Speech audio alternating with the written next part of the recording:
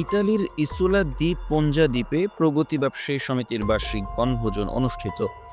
Italy থেকে শাহীন খলিল কাউসারের পাঠানো প্রতিবেদনে বিস্তারিত। প্রবাসী বাংলাদেশিদের মাঝে সম্প্রীতি, ভ্রাতৃত্ব ও আনন্দ ভাগাভাগি করে নেওয়ার উদ্দেশ্যে প্রতি বছরের মতো এবারও আয়োজন করা হলো প্রগতি ব্যবসায়ী সমিতি ইতালির বার্ষিক বনভোজন। এবছর বনভোজন অনুষ্ঠিত হয় ইতালির লাজিও অঞ্চলের টাইরোনিয়ান সাগরে অবস্থিত মনোরম দ্বীপ ইসোলা দ্বীপপুঞ্জ। প্রায় 7.3 বর্গ কিলোমিটার আয়তনের এই ছোট ও মনোরম দ্বীপটি পন্টাইন দ্বীপপুঞ্জের মধ্যে সবচেয়ে বড়।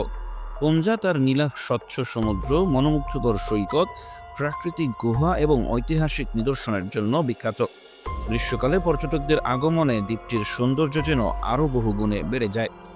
দিনব্যাপী এই বনভোজনে ছিল ঘোরাঘুরি, সুস্বাদু খাবার, পানিতে গোসল, নৌকা ভ্রমণ, গুহা অনুসন্ধান, স্কুবা ডাইভিং এবং নানা বিনোদনের আয়োজন। বিশেষ করে চিয়া দি লুনা, কালা ফেওলা ও ফ্রন্টন বিচের মনোমুগ্ধকর সৌন্দর্য উপভোগ করেন প্রবাসীরা। এই বনভোজনে প্রগতি ব্যবসায়ী সমিতি ইতালির শীর্ষ নেতৃবৃন্দ উপস্থিত ছিলেন।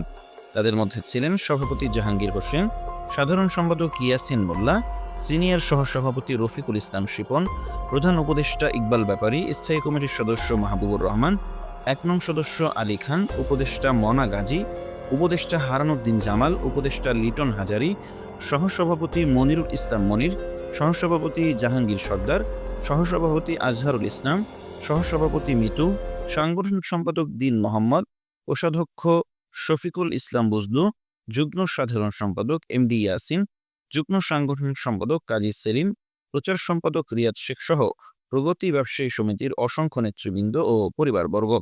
প্রগতি ব্যবসায়ী সমিতির পক্ষ থেকে যে আয়োজন করা হয়েছে আজকে খুব আনন্দ হয়েছে এবং মজা হয়েছে।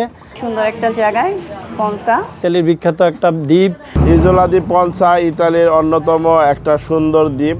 প্রগতি পরিবারের সবাইকে জানাচ্ছি অনেক অনেক আন্তরিক অন্তঃস্থল থেকে আমি ধন্যবাদ জ্ঞাপন করছি। প্রগতি ব্যবসায়ী সমিতির নেতৃবৃন্দ আছেন, তাদেরকে ধন্যবাদ এমন সুন্দর একটা আয়োজন করার জন্য।